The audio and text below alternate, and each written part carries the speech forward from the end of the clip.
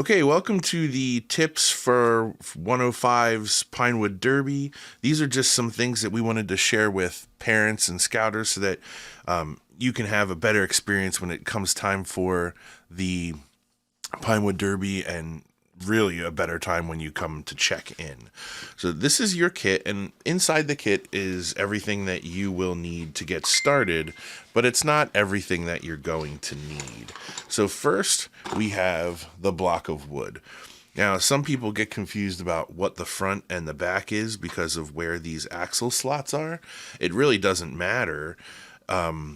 It can matter if you're looking to displace weight in different ways. If you want more weight at one end than at the other, you'll have to look up on the internet where you can put different weights to get different results, and that's all going to be up to you. So you could have this as the front, or you could have this as the front too. It's whatever works out for you. But these slots right here, these are the axle slots, and that's where you're going to have to put your nails. You are not allowed to re-drill holes away from the axle slots and put your axles somewhere else. Our rules, you're supposed to use these axle slots. You cannot make your own axle holes. So when you're doing this, make sure that you carefully get those axles into the holes. And I will do a whole spot on how to get that in there right and an easier way to do it. So there you go. That's the wood. Let's go a little deeper in here. There goes one wheel. It does come with 4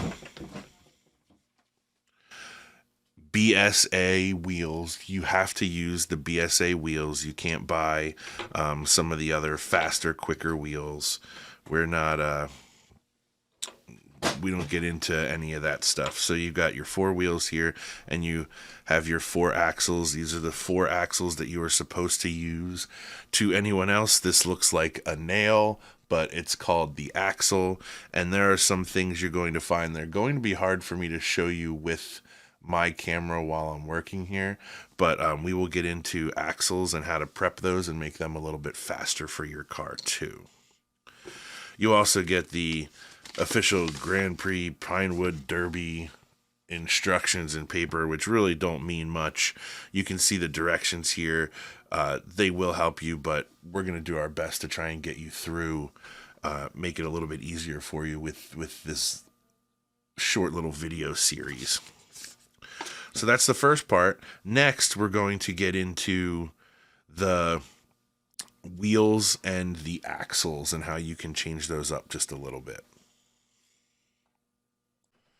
Okay, so here we're going to talk about the wheels and the axles. The old style wheels used to have a seam on them across where you had to get rid of that seam, but the new mold doesn't have that seam. So you'll see that all your wheels are smooth all along the edges.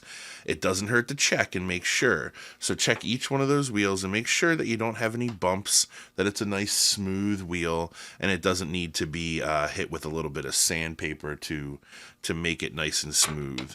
So I check every wheel, and you can feel the bumps with your fingers as you roll it along in your fingers, so you will definitely feel that and be able to fix that problem. Now, with these axles can be a little hard to work with. They're really just a nail. They're pretty straight, but they always have some real problems with them. If you look very closely, not on the head, but underneath the head, you're going to find 2 little burrs. There's one right there. And you definitely want to get rid of those burrs. It's a little hard to hold the axle just like this, so I'm going to use a pair of vice grips just to grab the axle. And then I have a very fine file, and I'm going to find where that lip is and just file that lip away. This one is actually on this axle. It's so small I can see it, but I don't have my glasses on, so I can't see it perfectly clear. And you're just going to want to file that lip off on both sides, on the body of the axle and then on underneath of the head of the axle, until that is all gone. Now don't go too far, because we want that to be a nice smooth surface. So real carefully just get rid of those burrs on your axles. I just use a very, very fine small file for that.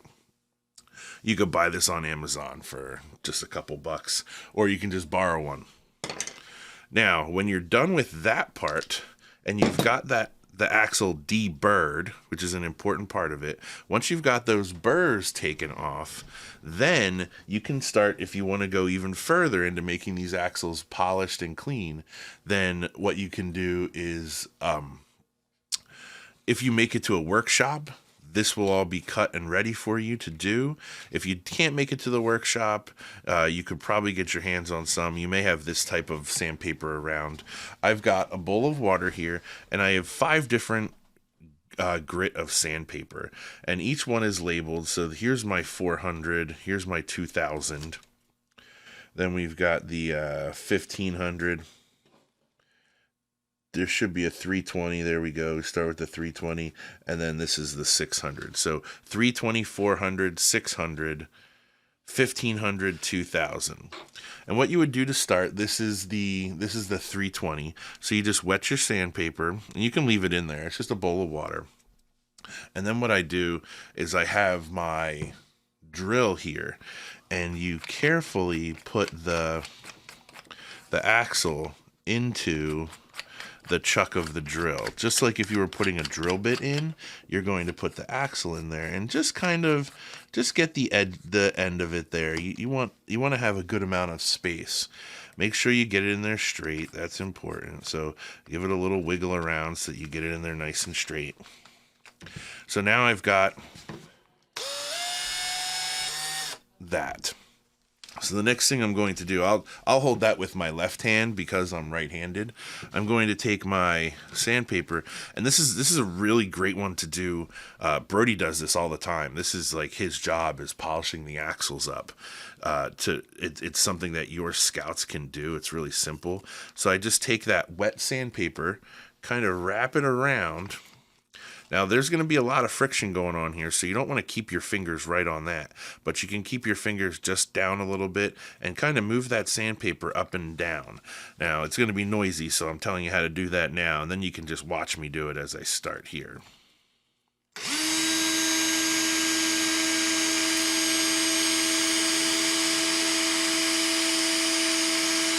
Then maybe move to a different spot of the sandpaper.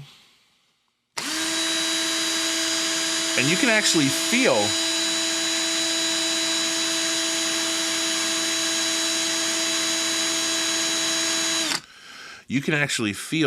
when the burrs start to disappear with the sandpaper. It has a different feeling as it spins. So now we have basically polished with the 320. Now it's going to be time to move up to the 600, so you're going to make it even smaller. So you got a nice wet sandpaper. It basically does the same exact thing. And then now we're doing the same thing with 600.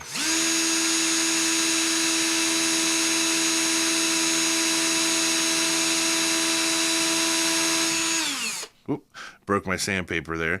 And you'll notice, you can see on my fingers that this really is, it's taking off a lot of very fine metal. It really does a great job of polishing those axles up and making them super smooth. So you would repeat this process all the way to the 2000. Some people go even further. You can use like a fine metal polish and really bring up a mirror shine on that. That's up to you. It depends how far you want to go. Some people don't even go this far. They just remove the burrs and they're done. But if you want a faster and legal way to make your car a legal way to make your car faster, this is definitely one of the best ways. And then you just, when you're done with one axle, you just switch it out and move on to the next one. And then you'll have 4 axles.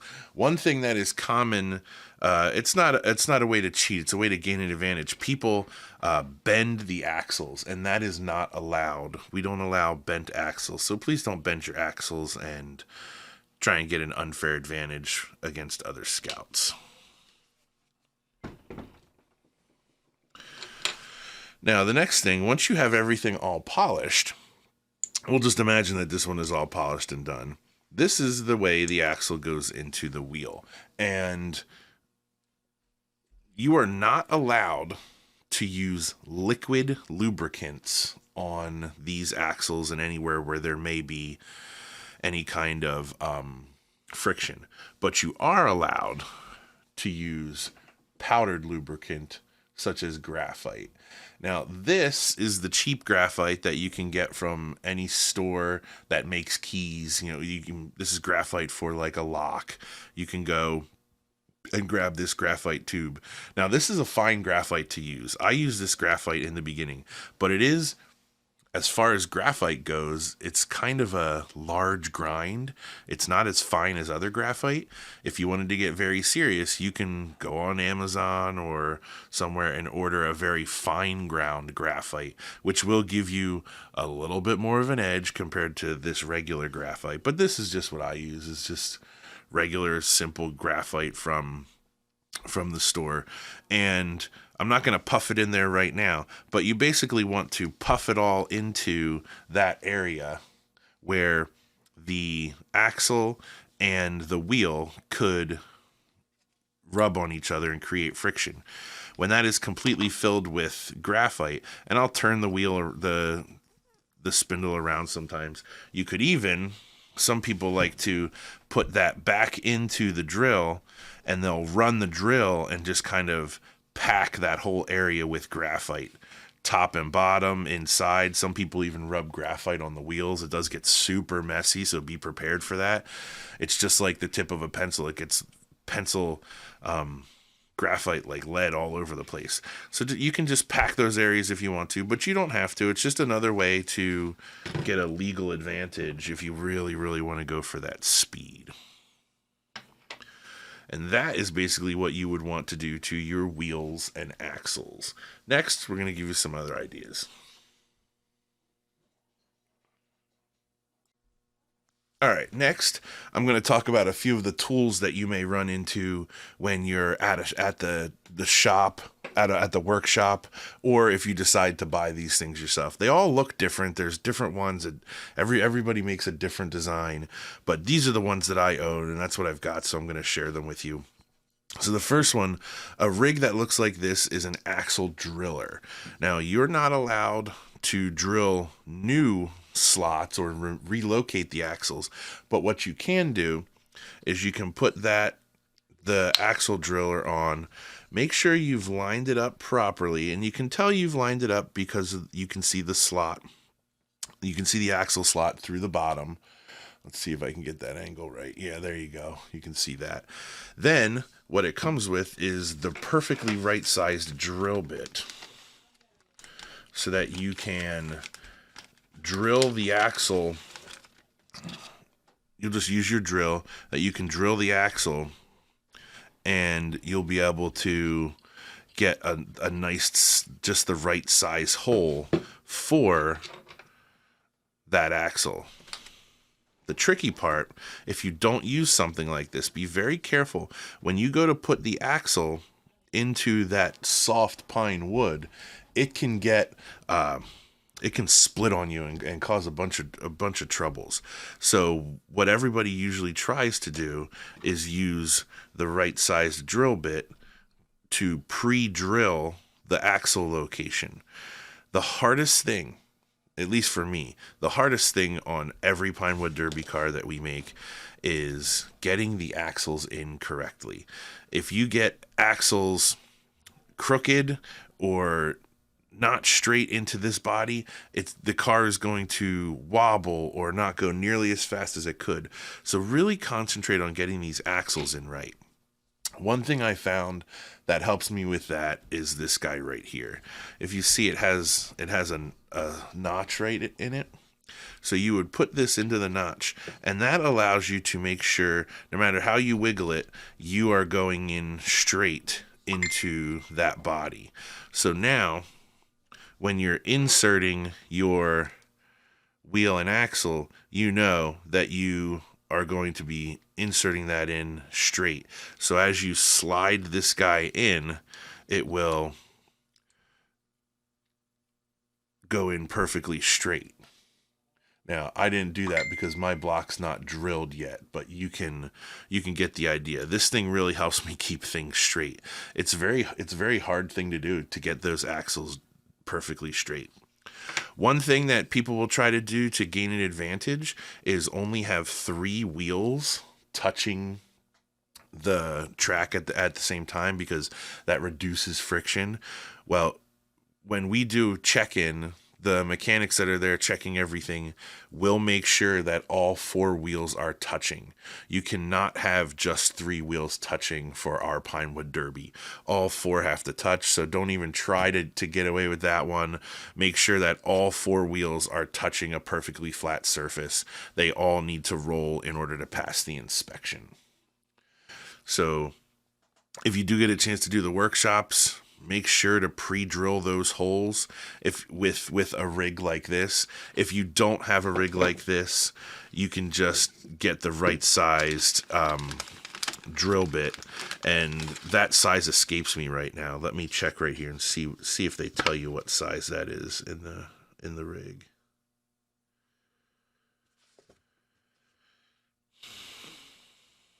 Now let's It does not tell you what size that drill bit is. I'm sorry, I don't have that one, but I'm sure you could measure it with a caliper to find out, or just match it up with your drill bit set. Match up what this one is just slightly smaller. You don't want to drill it the same exact size. Oh, sorry, it's not on camera. You don't want to drill it the same exact size, because if you drill it the same size, the axles won't fit in there snug. This should be one slightly bit smaller, so that then it can go in and hold firmly. Okay, so the next thing I want to talk about is the weight of the car. The weight of the car is very, very important. If you were to take the 4 axles, the 4 wheels, and that full block of wood, you're going to come out at 4.5 ounces. The maximum weight allowed is 5 ounces. So you would want to add a little bit more weight, and you could slap this together and say that you're racing a block of wood at 5 ounces. And it would honestly race just fine if you brought it up to 5 ounces. The one thing that people do a lot, and this is the point of the Pinewood Derby, is you shave your car, cut off a bunch of this wood, carve it out, which if you're carving and decorating, a Dremel tool is amazing. It cuts right through these things and lets you carve and make it look whatever way you want. So the shape of this giant block of wood is definitely going to change for everyone. Some people cut it into a wedge. Some people carve it into a different type of, whatever they're looking for. I saw there was a great one a few years ago that was just a huge bathtub. So he carved out the whole center, but just kind of smoothed out the rest of the edges. Whatever you do, remember that you're taking off a lot of wood. So you're going to be bringing the weight of your car down. You want your car to be 5 ounces no matter what. If you're doing it at home with a little scale like this, maybe bring your car up to 4.9 ounces. And then that way, when you come to get your car checked in, we can add a coin to the bottom or some small amount of weight just to make sure it's perfect. It's really hard if you bring your car up to, at home, 5 ounces to your scale. If it comes in at 5.1, well, now we've got to tear the car apart and take something off so that it will come in legal weight. So always bring your car in just a little bit under 5 ounces, and then we'll add that finishing weight somewhere onto the car, hopefully where it can't be seen. Let me show you an example here. This car, when we made it a couple years ago, it was the sports theme, but Brody wanted a really fast car. So we looked on the internet and found, what they said. They said, cut the wood down as much as possible, make it a little pointier in the front. So we did that. And then it said, add all your weight to the back of the car. That way the weight is pushing the car downhill the whole entire time. Instead of putting weight in the center or somewhere else, they said put it in the back. So we tried to put it in the back and tried to find the center of balance, where the weight was all the way towards the back of that, but there was enough in front to keep those front wheels down. That's important too. You don't want the car to do that when you're trying to get it down a hill.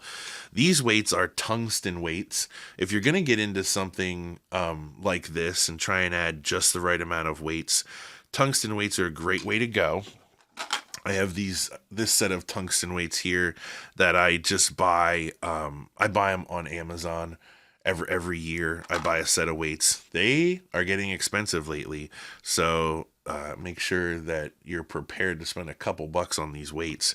Another way to do it, if you want to go a little bit cheaper, these are quarter-ounce weights that you use for, they're sticky on the back, use them for balancing tires and that sort of thing. So I bought a bunch of these, and we always have them with us when we do the check-ins, so we can add a quarter ounce of weight at a time, or we can I've built cars before where I just stuck these types of weights. I carved out the bottom of the car and stuck these weights on the inside of the car. Now, one thing you'll see on the bottom of the car, using the original axle slots as we're supposed to, but then you see on the back here, there's this glue dot. When we brought the car in, it was slightly underweight, which is a good thing. That means we can easily add, we just hot glued either a quarter.